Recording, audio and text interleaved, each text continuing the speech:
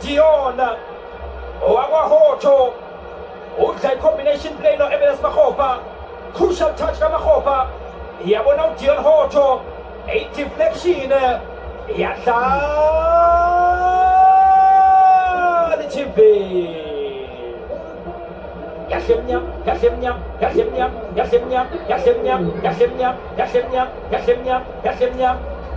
uDion Hocho unikeza iOrlando Pirates ithemba lokuthi ke izobuya kulomdlalo. Njobe mkhuthaza nje uTito uthi asambe Hocho kulate ke manje.